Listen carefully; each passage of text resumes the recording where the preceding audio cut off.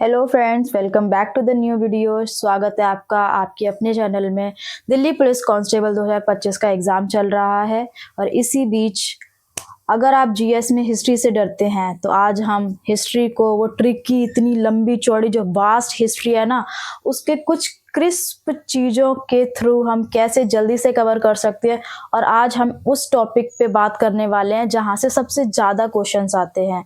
तो अगर आप जीएस में हिस्ट्री से डरते हैं तो ये वीडियो बहुत ज़्यादा इंपॉर्टेंट होने वाली है। प्लीज़ चैनल को सब्सक्राइब कर दो और जुड़े रहिए। चलो शुरुआत करते हैं। और आज आपको ना हिस्ट्री में बहुत मज़ा आने वाला है, क्योंकि हो सकता है बीच बीच में जहाँ से जो ट्रिक्स, जो चीज़ें मैंने पढ़ी हैं उनको भी मैं एक्सप्लेन करूँ, अपनी चीज़ें बताऊँ, क्योंकि मेरी जीएस थोड़ी अच्छी है रेदर देन मैथ। तो फ्रेंड्स, यहाँ पर हम बात करते हैं जनरल स्टडीज़ में जो हिस्ट्री का पोर्शन है ना, उस पर। तो सबसे पहले मैंने ना ये सारा टॉपिक जो है ना वो लाइन वाइज लिखा हुआ है, आप देख सकते हैं। मैं वन बाय वन ना इन्हीं को एक्सप्लेन करूँगी और जो इम्पोर्टेंट टॉपिक्स है ना उसके बारे में हम एक्सप्लेन करेंगे। तो चलिए शुरुआत करते हैं। सबसे पहले सिंधु घाटी जो सभ्यता है, आप लोगों को पता होगा ना, इससे मोस्टली क्वेश्चंस पूछे जाते हैं, इंपॉर्टेंट है। इंडस वैली सिविलाइजेशन कहते हैं। इसमें आपको पढ़ना है जो इंपॉर्टेंट साइट्स हो गई, जैसे कि कौन सी side north east south west जो दिशाओं में है वहाँ से पूछते हैं। दूसरी चीज़, कहाँ से क्या मिला है, जैसे कि बहुत बार पूछते हैं कालीबंगा से क्या मिला है, लोथल से क्या मिला है, बनावली से क्या मिला है। तो ये सब हो गई इंपॉर्टेंट साइट। और उसके बाद जो थर्ड इंपॉर्टेंट चीज़ आती है वो है खोजकर्ता का नेम, कि दयाराम साहनी ने कौन सी जगह खोजी है, राखलदास बनर्जी ने कहाँ पे क्या खोजा है। इससे ना एक क्वेश्चन हमेशा आता है, ये इतना इम्पोर्टेंट है। उसके बाद हमारा सेकेंड टॉपिक आता है वैदिक काल। तो वैदिक काल में सबसे पहले तो हमें जो चारों वेद है ना उनके बारे में पता होना चाहिए, उनका नाम क्या है, उनमें किस चीज़ों से रिलेटेड हमें जानकारी मिली है। ओके फ्रेंड्स, उसके बाद जो प्रमुख वैदिक कालीन नदियों के नाम है, जैसे कि अब एक मिनट आप रोको, मैं ये दिखाती हूँ कि कैसे क्वेश्चंस पूछते हैं यहाँ से। ऋग वैदिक कालीन नदियां है ना, जैसे कि जो पुरुषनी है उसको रावी कहते हैं, जो सतुद्री है उसे सतलज कहते हैं, वितस्ता को झेलम, अश्किनी को चिनाब, विपाशा को व्यास, गोमती को गोमल। ये अभी ना पुराने नाम है और ये हम प्रेजेंट टाइम में जो रिवर्स का, जैसे आपको पता ही होगा, सिंधु, झेलम, चिनाब, रावी, व्यास, सतलज, ये सब जो अभी टाइम, इस टाइम पीरियड की नदियां, और ये ऋग वैदिक टाइम पीरियड, इन नदियों को इन नामों से जाना जाता है। तो ये बहुत इंपॉर्टेंट है फ्रेंड्स। वैदिक एरा पढ़ने के बाद अब हम आ जाते हैं, ये हालांकि इसके साथ टॉपिक नहीं है, ये बिल्कुल डिफरेंट है, प्रमुख दर्शन और उनके प्रवर्तक। अब मैं आपको दिखाती हूँ ये यहाँ से ना कैसे क्वेश्चंस पूछते हैं। एक मिनट फ्रेंड्स, आप ये देखिए, प्रमुख दर्शन और उनके प्रवर्तक, जैसे योग दर्शन पतंजलि ने दिया है, न्याय दर्शन गौतम ने दिया है, चावार्क दर्शन चावार्क ने दिया है, सांख्य दर्शन जो है वो कपिल मुनि ने दिया है, ये सबसे प्राचीन दर्शन है। पूर्व मीमांसा जैमिनी ने दिया है, उत्तर मीमांसा बादरायण ने, एंड वैशेषिक दर्शन कणाद, बेसिकली कणाद बोलते हैं बट उलूक भी इनका दूसरा नाम है। अब आप देखो, एसएससी दिल्ली पुलिस का पेपर कराते हैं और एसएससी ने ना देखो 2023 में इससे क्वेश्चन पूछा है। तो ये बहुत इंपॉर्टेंट है, आप स्क्रीनशॉट लेकर भी रख सकते हो, आते जाते कभी भी एक बार दो बार इनका बस रिवीजन कर लो, ये आपके ना मन में बैठ जाएंगे। और जब भी ऑप्शन आएगा ना तो आपको तो एलिमिनेट करना है, तो आप इनमें से देखो और कोई ट्रिक बना लो, कुछ भी कर लो, बस इन्हें आप रट लो, ये इंपॉर्टेंट है बहुत। फ्रेंड, इसके बाद आता है हमारा सबसे इम्पोर्टेंट महाजनपद काल। आप लोगों को पता ही होगा, महाजनपद जो 16 महाजनपद थे जिनमें मगध एम्पायर सबसे बड़ा हुआ है। तो चलो अब मैं आपको ना एक साथ यहीं पर दिखा देती हूँ जितने भी हमारे 16 महाजनपद थे और उनकी राजधानियाँ की थी, आपका यहीं पर रिवीजन हो जाए। ये देखिए, ये प्रमुख महाजनपद हैं एंड उन्हीं के सामने उनकी राजधानी लिखी हुई है। तो सबसे पहले हम काशी, जिसकी आपको पता होगा, वाराणसी बहुत इंपॉर्टेंट है और इजी है, अंग की चंपा है, मगध की राजगृह है, बज्जी की वैशाली, चेदी की सुक्तिमती, वत्स कौशाम्बी, पांचाल, उत्तरी पांचाल, अहि क्षेत्र भी बोलते हैं इसको। बेसिकली अहि क्षेत्र से ही आता है, मैंने तो इसे अहि क्षेत्र ही याद किया हुआ है। दूसरा है मत्स्य विराटनगर, विराटनगर बोलते हैं, इसमें विराट लिखा हुआ है। सूरसेन, मथुरा, कुरु, इंद्रप्रस्थ, गांधार, तक्षशिला, कंबोज, राजपुर, हाटक, दोनों में से कोई एक याद कर लो, राजपुर याद कर लो, इंपॉर्टेंट है। अवंती, इसका महेशमती याद किया हुआ मैंने तो, वैसे और भी ये सब नाम है इसके। अश्मक, पोटन या पोतली, इसमें पोटली लिखा हुआ है, पोटन भी है। मल, कुशीनगर, पावा, कौशल, श्रावस्ती, अयोध्या प्रेजेंट टाइम में यहीं पर है। फ्रेंड्स, ये बहुत इंपॉर्टेंट है, देखो एसएससी ने यहाँ से कितनी बार क्वेश्चन पूछा है, 2023 में भी पूछा है फिर से। और ये देखो, और फ्रेंड्स ये देखो, मगध महाजनपद गंगा एवं सोन नदियों से घिरा हुआ है। तो ये एक्स्ट्रा इन्फॉर्मेशन ही आपको पता होनी चाहिए। और वैसे भी बच्चे बोल रहे थे कि स्टेटमेंट वाइज जो क्वेश्चंस आ रहे हैं, हो सकता है स्टेटमेंट दे दे, कुछ नहीं, हमें रेडी रहना पड़ेगा, कुछ भी पूछ सकते हैं वो। महाजनपद हो गया। इसके बाद हम आते हैं जैन धर्म और बुद्ध पर। आपको पता है दोनों इतने ज़्यादा इंपॉर्टेंट टॉपिक है ना, यहाँ से भी हमेशा एक ना एक क्वेश्चन आता ही है। तो जैन धर्म में हमें ना सबसे पहले तीर्थंकर और उनके नाम याद करने हैं। जैसे आपको पता है 23 जैसे आपको पता है कि जैन धर्म में ना टोटल 23 तीर्थंकर हुए हैं, तो आप पहला याद कर लेना, लास्ट का याद कर लेना, इससे ज़्यादा कुछ नहीं, क्योंकि हमें तो बहुत कम टाइम में हिस्ट्री रिवीजन करनी है, इसलिए इंपॉर्टेंट बता रही हूँ। और फ्रेंड्स, जैन धर्म में ना 2 ही काउंसिल हुई है। पहली हुई थी 300 ईस्वी में पाटलिपुत्र में, दूसरी हुई थी 512 ईस्वी बल्लभी गुजरात में। अब आ जाते हैं बुद्ध काल में। फ्रेंड्स, यहाँ पर ना बुद्ध काल की 4 काउंसिल्स हुई थी, चारों बहुत इंपॉर्टेंट है। इनको ना मैंने ऐसे याद किया हुआ है, ये मेरी ट्रिक है, मैंने ऐसे ही कर लिया RVP के। तो जैसे ये स्थान है, सबसे पहली हुई थी राजगृह, दूसरी वैशाली, तीसरी पाटलिपुत्र और चौथी कुंडलवन कश्मीर में हुई थी। और फ्रेंड्स ये देखो, ये जो चारों बुद्धिस्ट काउंसिल्स है ना, ये हुई हैं। जैसे देखो, प्रथम हुई थी 483 ईस्वी में, जब बुद्ध का डेथ हुआ था ना, तो तभी हुई थी, राजगृह में हुई थी। और इसके अध्यक्ष थे महाकश्यप, और इस टाइम रूलर जो था ना वो अजातशत्रु थे। आप लोग ये कमेंट करके बताओ, जो अजातशत्रु है ना वो किस वंश के शासक थे। सेकेंड काउंसिल हुई थी 383 ईसा पूर्व में, ये वैशाली में हुई थी। इसके सवाकामी या सवाकामीर थे, कालाशोक इस टाइम के रूलर थे। तृतीय बौद्ध संधि थी 250 या 51 ईसा पूर्व में हुई थी, पाटलिपुत्र में हुई थी। मोगली पुत्तिस इसके अध्यक्ष थे और अशोका रूलर थे। फोर्थ बुद्धिस्ट काउंसिल हुई थी जो 1st सेंचुरी AD में हुई थी, कुंडलवन कश्मीर में, बसुमित्र इसके अध्यक्ष थे। और ये कुषाण शासक कनिष्क। फ्रेंड्स ये बताओ, ये जो कनिष्क है ना, ये किस वंश के शासक हैं और इनका टाइम पीरियड कब से कब तक था, और इन्होंने ऐसे कौन से 2 राजधानियों की स्थापना की थी भारत में। ये बहुत इंपॉर्टेंट रूलर है, इसके बारे में ना आपको पढ़ना ही है। जो कुषाण शासक थे ना, इन्होंने बहुत कुछ इंडिया में दिया है। ये फर्स्ट ऐसा रूलर था जो पोस्ट मौर्य के बाद भारत में बहुत बड़े साम्राज्य पे शासन किया था, इसने बहुत ज्यादा इंपॉर्टेंट है जी। अब आगे बढ़ते हैं, अब आ जाते हैं मौर्य साम्राज्य पे। बट मौर्य साम्राज्य से पहले हमें एक और चीज पढ़नी है, प्री मौर्य। मतलब जो मौर्य साम्राज्य से पहले जो कुछ रूलर शासन कर रहे थे ना भारत पे, उनके बारे में। तो इनकी ट्रिक मैंने ऐसे याद किया हुआ, ये हसन और फिर उसके बाद मौर्य साम्राज्य। तो हसन से हो गया हर्यक, आपको पता है हर्यक, फिर शिशुनाग आए, उसके बाद फिर नंदवंश आए। कौटिल्य की सहायता से मौर्य साम्राज्य की स्थापना हुई, और मौर्य साम्राज्य उस टाइम का सबसे बड़ा साम्राज्य था। तो इसमें हमें क्या पढ़ना है, एक तो टाइम पीरियड पढ़ना है कि चंद्रगुप्त, अशोक और उसके बाद जो बिंबिसार आया, उनका जो टाइम पीरियड था, उन्होंने कब से कब तक शासन किया। उसके बाद यहाँ पर ना सबसे ज्यादा इंपॉर्टेंट है अधिकारी और विभाग। अधिकारी मतलब कि किस विभाग का कौन सा अधिकारी था, ये लोग क्या बोलते थे। जैसे जो सीता अध्यक्ष था, उसे वो किस विभाग का अधिकारी था, तो ये क्या था, ये भूमि की माप करता था, है ना। तो इसलिए ये इंपॉर्टेंट हो गया, ऐसे ही आपको याद करना है। उसके बाद हमारा सबसे इंपॉर्टेंट रूलर इसमें अशोक का है, वेरी इंपॉर्टेंट, देखो मैंने लिखा भी है। अशोक के बारे में हमें पढ़ना है, उसका टाइम पीरियड। दूसरी चीज कि उसके शिलालेख, ये बहुत इंपॉर्टेंट है कि उसने कहाँ पर कौन सा शिलालेख स्टैब्लिश कराया, उसको कहाँ पर क्या नाम से बोला जाता है। जैसे कि धौली, कालसी, जोगढ़, ऐसे बहुत सारी जगह पे उसने करवाया है स्तूपा। अशोक ने, आपको पता है, बहुत सारे स्तूपों के निर्माण करवाया था, उसके बारे में भी आपको पता होना चाहिए, कहाँ पे करवाया, इंपॉर्टेंट साइट कौन सी हैं।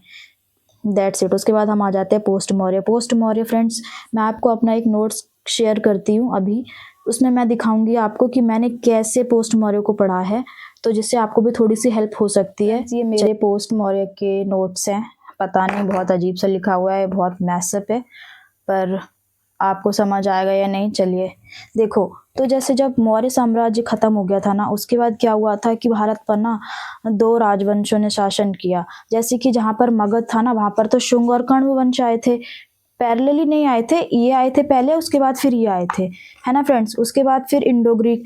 ये हम इस वाले एरिया में, ये मैंने इंडिया का रफली मैप बनाया हुआ है ताकि आप समझ सको। ये गुजरात राजस्थान वाला जो पाकिस्तान पुराना वाला है ना, पंजाब, वो वाला एरिया है। तो सबसे पहले ये मैंने लाइन से लिखा हुआ है कि सबसे पहले कौन आया। तो देखो फ्रेंड्स, सबसे पहले इंडो ग्रीक आए, फिर शक आए, फिर पार्थियंस आए, फिर कुषाण आए। इनमें सबसे ज्यादा इंपॉर्टेंट कुषाण है, जिनके बारे में हमें बहुत अच्छे से पढ़ लेना है। और पैरेलली ना ये गोदावरी और कृष्णा रिवर के बीच में जो जगह है ना, जैसे हम बोलते हैं ना डेक्कन प्लेट्यू है, तो वहां पर ना पैरेलली जब ये वंश यहाँ पर शासन कर रहे थे ना, इसी टाइम पीरियड में यहाँ पर सातवाहन वंश शासन कर रहे थे। और ये कलिंग, उड़ीसा, आपने सुना होगा ना, अशोक के टाइम पीरियड में उसने कलिंग वॉर किया था, है ना। यहाँ पर ना ये चेदी या महामोग वाहन वंश शासन कर रहे थे। और हम नीचे आ जाते हैं साउथ में, तो यहाँ पर देखो ये केरला वाला रीजन है, तो यहाँ पे चेर, यहाँ पर चोल और यहाँ पर पांड्या शासन कर रहे थे। तमिलनाडु आंध्रा वाला जो रीजन है, चोल वहां थे और पांड्या बिल्कुल नीचे थे, जो बिल्कुल हम बोलते हैं ना कि ट्राई जंक्शन है ना, जो बिल्कुल केरला और तमिलनाडु के बीच का जो हिस्सा है, यहाँ पर कर रहे थे। फ्रेंड, पोस्ट मौर्य के बाद अब सबसे इंपॉर्टेंट आता है हमारा गुप्ता साम्राज्य, जिसे हम स्वर्ण युग कहते हैं ना। तो इसमें सबसे ज़्यादा इंपॉर्टेंट 3-4 चीज़ें हैं जिनके बारे में हम बात करते हैं। देखो, वंशावली। अब वंशावली तो जैसे इंपॉर्टेंट है कि सबसे पहले कौन है, जैसे श्रीगुप्त ने ना गुप्त साम्राज्य की स्थापना करी थी, उसके बाद कौन आया, फिर कौन आया, ये हमें पूरा एंड तक देख लेना है। उसके बाद इन्होंने ना मंदिरों का निर्माण बहुत करवाया था। इन्हीं के टाइम पीरियड से ना भारत में मंदिरों का निर्माण कला शुरू हुई थी, इससे पहले नहीं थे।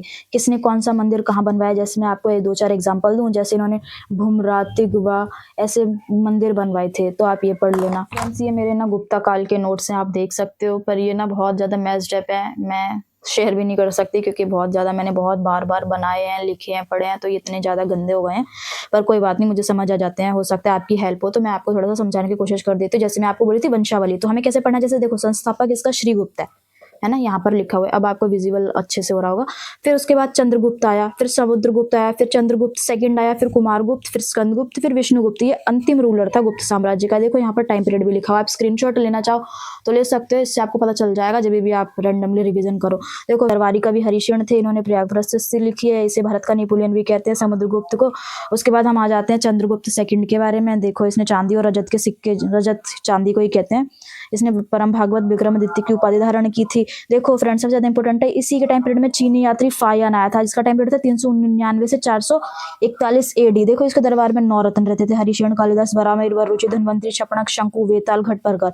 उसके बाद आता है कुमारगुप्त, 415 से 455। नालंदा महाविहार की स्थापना हुई थी इसके टाइम पीरियड में। फ्रेंड, उसके बाद आ जाते हैं मध्यकालीन भारत पर। इसमें 2 टॉपिक है, दिल्ली सल्तनत और मुगल साम्राज्य, ये दोनों ही बहुत इंपॉर्टेंट है। इसके बारे में आप इनका टाइम पीरियड देख लेना। जैसे कि इसकी एक ट्रिक है, गुलखिला तस्लीम है, तो इससे आपको गुलाम वंश, लोधी वंश ऐसे है ना, खिलजी वंश, तो इनकी ना एक लाइनेज याद कर लेना, किसने किस समय रूल किया, किसने क्या करवाया। जैसे इल्तुतमिश ने कुछ कुछ मॉन्यूमेंट्स का निर्माण करवाया, आप वो पढ़ लेना। मुगल तो है, स्थापत्य कला का चरम विकास इसके टाइम पीरियड में हुआ था, तो आप देख लेना। जैसे बाबर, हुमायूं, उन्होंने क्या क्या युद्ध किए थे। एक मेरे पास छोटा सा मेरा इंपॉर्टेंट नोट्स है मुगल के टाइम पीरियड का, मैं आपको अभी शेयर कर रही हूँ, 1 सेकेंड रुको। फ्रेंड्स, मेरी एक बहुत गंदी आदत है कि मैं ना कुछ भी पढ़ रही होती है ना, मेरी लिख लिख कर पढ़ने की आदत है, और मैं कहीं ना कुछ भी लिख देती हूँ, तो आप प्लीज़ अगर आप एडजस्ट कर लो तो सही रहेगा। देखो, जैसे कि कुछ कुछ युद्ध हुए थे ना, जैसे अभी मैं आपको मुगल्स पढ़ा रही थी, तो देखो, पानीपत का फर्स्ट युद्ध, मुगल साम्राज्य की स्थापना यहीं से हुई थी ना। बाबर वर्सेस किसके बीच में हुआ था, ये पानी गिर गया तो पता नहीं कहाँ चला गया।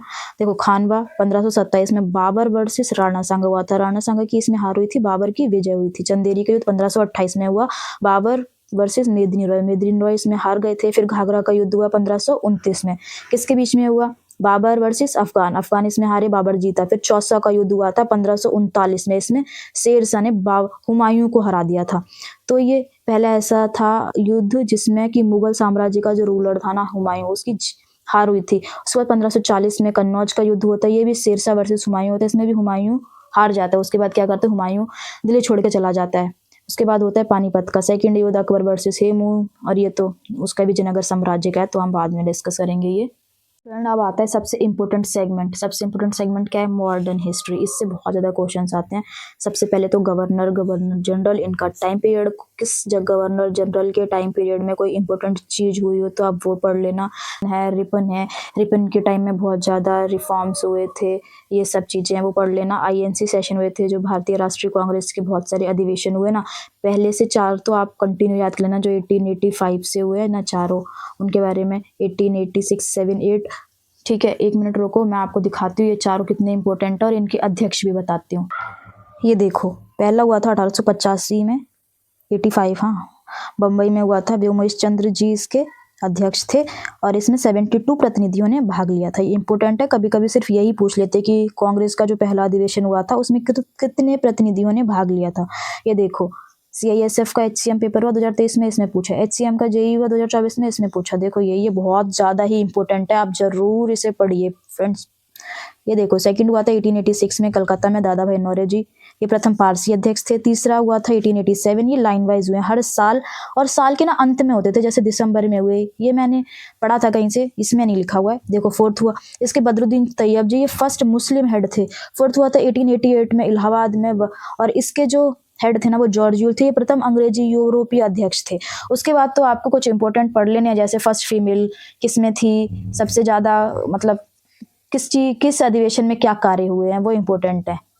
अधिवेशन के बाद गांधी युग सबसे ज़्यादा इम्पोर्टेंट है। गांधी कब आए, गांधी ने सबसे पहले क्या किया, कहाँ गए, कहाँ, चंपारण, खेड़ा, अहमदाबाद जो इन्होंने किया, वो रामचंद्र शुक्ल, आपको ये सब याद आ ही रहा होगा। फिर इनके द्वारा किए गए कुछ आंदोलन थे, उनका भी लाइन याद रख लेना।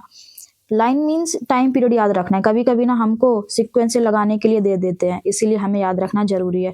फिर आते हैं जैसे असहयोग आंदोलन है, भारत छोड़ो आंदोलन है, इम्पोर्टेंट जो इनकी टाइम लाइन है ना, कौन सा आंदोलन कब हुआ, अगर ये अरेंज करने के लिए आ गया ना तो हम कंफ्यूज ना हो, इसलिए हमें ये पढ़ लेना है। फिर आ गई important dates like Simon Commission कब आया, कैबिनेट मिशन कब आया, क्या हुआ, जलियांवाला बाग कब हुआ, चोरा चोरी कब हुआ, पूना पैक्ट कब हुआ, बेबल योजना, इनका ना हमें इंपॉर्टेंट टाइम याद रखना है, इंपॉर्टेंट डेट्स याद रखनी है, क्योंकि इनसे ना हमेशा क्वेश्चन पूछ लेते हैं और अगर हमें नहीं पता होगा तो फिर हम फंस जाएंगे। बस यही था, ये हिस्ट्री में इतना मोर देन इनफ है। और अगर मैं आपको और चीज़ें डिटेल में समझाऊँ ना फ्रेंड्स, तो मोस्टली बस हमारा टाइम जाएगा, इससे हमारा कोई फ़ायदा नहीं होने वाला है, क्योंकि सिर्फ हिस्ट्री से ही सारा पेपर नहीं होने वाला है। हाँ, हिस्ट्री वास्ट है, क्वेश्चंस आ रहे हैं। मैंने ये वीडियो इसलिए बनाया है ताकि आप इंपॉर्टेंट सेगमेंट को ना चूज कर सको कि आपके क्या वीक एरिया है, आपको किस पे काम करना है, आप कहाँ से क्या पढ़ो। फ्रेंड्स तो अभी हमने हिस्ट्री के इम्पोर्टेंट सेगमेंट डिस्कस किया है। अगर आपको ये वीडियो थोड़ा सा भी अच्छा लगा हो या आपकी इससे हेल्प हुई हो, और अगर आपको किसी और सब्जेक्ट को भी मैं अगर ऐसी डिटेल्ड वे में एक्सप्लेन कर दूं जिससे आपको पता चल जाए कि वो कोर चीज़ें हम जो पढ़ लें क्रीम जहाँ से हमारा टाइम भी ना जाए ज़्यादा, और ईजिली ना हम बस मेनली हमें क्या करना है, बस एग्ज़ाम हॉल में जाकर वो क्वेश्चन अटैम्प्ट करने ना, जिससे हमारा सिलेक्शन होगा। मेनली तो यही है, हमें महान नहीं बनना है, बस हमारा पेपर हो जाए, निकल जाए, दैट्स इट। तो अगर आप चाहते हो कि ऐसी में हिस्ट्री हो गया, अब पॉलिटी बचा है या फिर ज्योग्राफी है, मैं इनकी चीज़ें बहुत अच्छे से एक्सप्लेन कर दूँ या फिर तोड़ के अच्छे से आपको पेश करूँ, तो प्लीज़ आप मुझे कमेंट सेक्शन में ज़रूर बताइए। मैं डेफिनेटली कमेंट सेक्शन रीड करती हूँ। आपकी जो भी क्वेरी हो आप प्लीज़ करिए, और मेरे से जो भी हो सकता है मैं ज़रूर करूँगी, आपके सवालों का जवाब दूँगी। Thank you so much for watching the video and thank you guys supporting me, and please अपने फ्रेंड्स को ज़रूर शेयर कीजिए ताकि उनकी भी हेल्प हो, है ना। सो अब हम एक साथ ग्रो करेंगे, एक साथ सक्सीड होंगे, एक साथ ट्रेनिंग में मिलेंगे। Thank you so much for watching again.